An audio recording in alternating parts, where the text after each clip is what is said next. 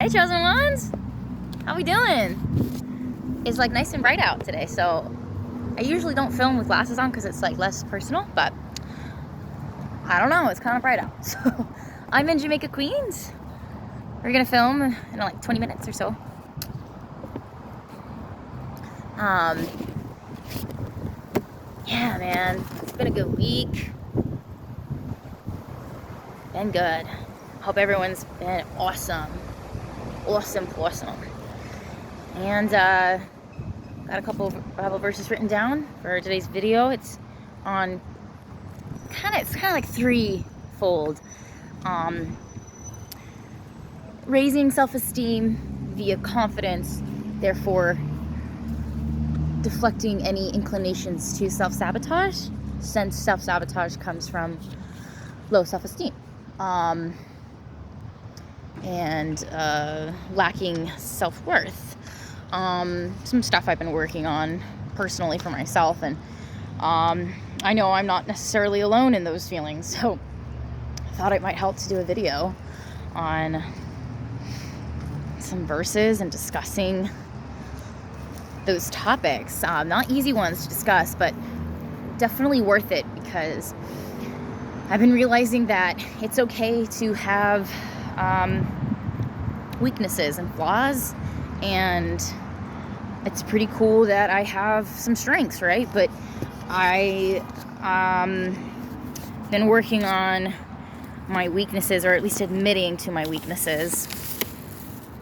And what I struggle with is finishing something, or just quickly giving up on something. Yes, I am tenacious. That's cool. There we go. But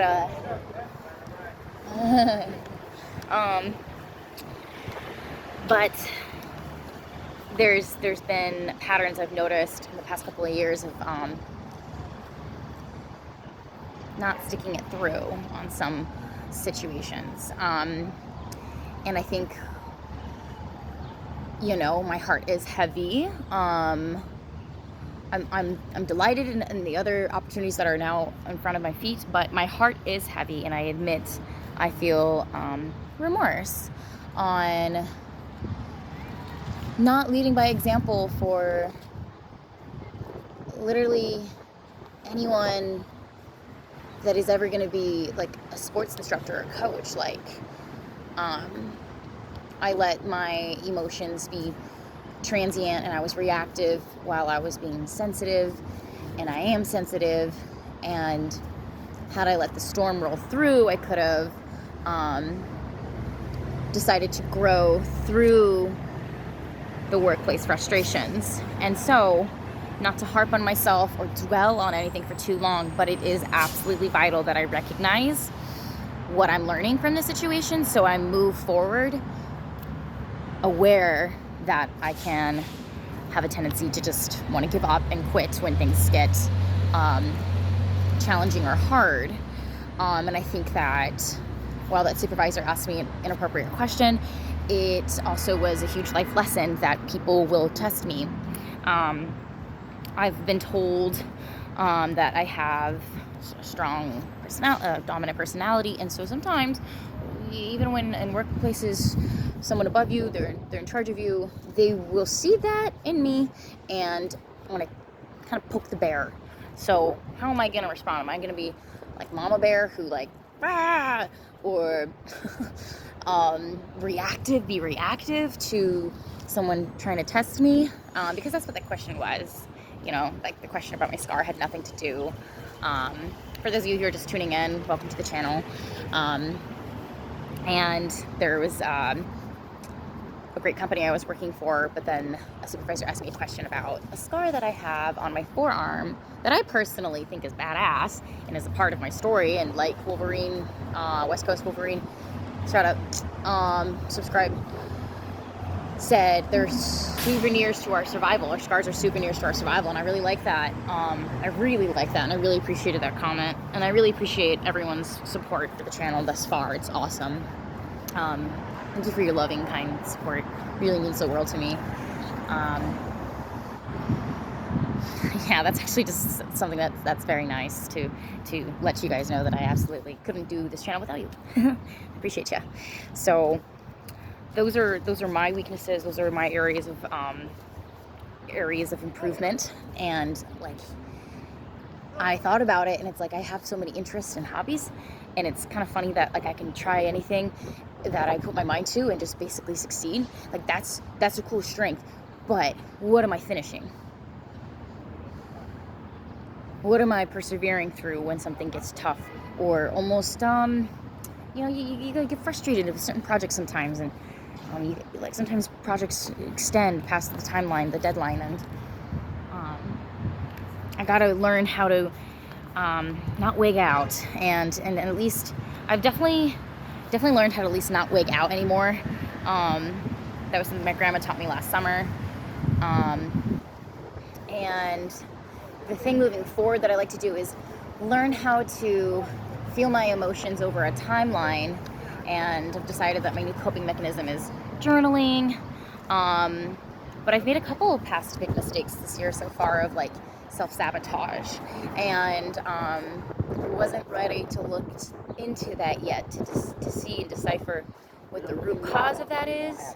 But it's definitely an area that I'd like to see improvement on for myself, because there's so much to be had in this life, and if I can knowing yourself is the most powerful. Like, know thyself is a very powerful adage, and I know that the more I fill my spirit with knowledge of myself, that God has given me these qualities, then I can nurture it. Even if it's a strength or a weakness, I can nurture each. So hopefully this is somewhat motivating to anybody watching, and brings clarity and healing in terms of confidence for those who want to work on their confidence. Maybe you don't struggle with self-sabotage. Maybe you don't struggle with low self-esteem, but you'd like to have more confidence in your general daily, even just your routine of just like, if you want to rock an outfit that you think would take a lot of balls to wear or something like that. Like if you want to you want to spearhead a project at work, but you think that you're not as good as the other coworkers that have been there longer and have more experience. Like whatever it is, like if you want to apply more confidence, go ahead and listen here to these verses and we'll work on it together. Hebrews 10:35-36. So do not throw away your confidence.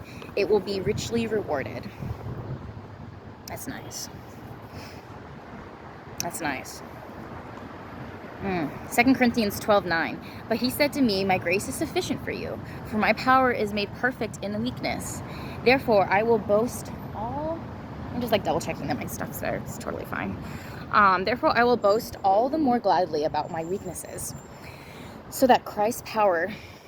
Oh, cool. I was just doing that. So that Christ's power may rest on me. Oh, this is so great. Thank you, Jesus. Oof. Let's read it one more time. 2 Corinthians 12:9. But he said to me, my grace is sufficient for you, for my power is perfect in weakness. Therefore, I will boast all the more gladly about my weaknesses, so that Christ's power may rest on me. So that part, I feel like that's part of being humble too, right? Word. Sweet sauce. 2 Timothy 1:7. For the Spirit God gave us does not make us timid, but gives us power, love, and self-discipline. That's nice. Yeah, that's some of the feedback I got from a comic on Thursday when I tried to... I went there because I couldn't figure out how to sign up online for an open mic, and I felt like so silly for that. And I kind of showed up like frantic, and there was a guy sitting at the bar, and he just looked like a comic. I don't know how I know that, but and he was laughing that I said, you look like a comic, and I was just like, we kind of had a good time. But he made all the difference in the world, his positivity, and he shared with me the stories of his grind and how he's been doing comedy since high school. And he shared with me a very, I really appreciated it, because I really appreciated his positivity that day, because I came in, that was the day I signed the resignation letter and the day that I returned the equipment, so my vibrations were pretty low. And I came up to him at the counter and I was like, hey, can you help me, like, I couldn't even get onto the Wi-Fi in the bar, And just like, I was like, yeah, I'm trying. He's like, you're not trying, you're doing. And I was like, okay, man, thank you. And I was like, what was your name again? He's like, Alex. I was like, cool. Like, nice to meet you. And he's like, no, I'll tell you this. Like, when I was in high school, the host kept saying, come by on Tuesdays, and I'll put you up. I'll make sure you get up. And I had to show up at like 6 p.m. because the show started at 7 p.m. because he had to get there a little early to get past security because he was too young to perform in the bar. And so he was so dedicated to his craft that he's still doing today. I don't know how old he is today, but I'm assuming like mid-20s. And for a whole month, every Tuesday he went like an hour early just to get past security. And the host kept saying, I'll put you up. And for a whole month, he kept getting kind of pushed off and put on the back burner type of thing. And then finally, at the end of the month, he got his spot. And so, I mean, every single Tuesday, he showed up with the faith of, I'm going to get put up, and the host is telling me I'm going to get put up. A lot of comics, especially that young, would have not come back after the first time of not getting put up. A lot of comics would have got pissed off at that. So he had was tenacious and kept going, and then he finally got the spot at the end of the month. And he said, no, I'm sharing that with you because that was my grind, and I can see your grind right now too. And that meant a lot. I didn't feel like I was grinding. I felt like I was chicken with my head cut off, just returning company equipment. And I was coming to the venue, the comedy club, to try and perform, but all the slots were booked for that day. And I said, thanks, man, I'm trying. You're not trying, you're doing. And I was like, yo, thank you so much. Like, he made all the difference. And I DM'd him later and let him know that positivity made all the difference, because then I was able to go up on Friday. But if he hadn't have been there, I don't think I would have gone on Friday. Like that, people don't know how they're positive. And then what else did he say? He said, and then he was about to go perform, and then he was like, your hard work will pay off. Your hard work will pay up. We're gonna have to pause this video. The director's calling me. Give me a sec, y'all.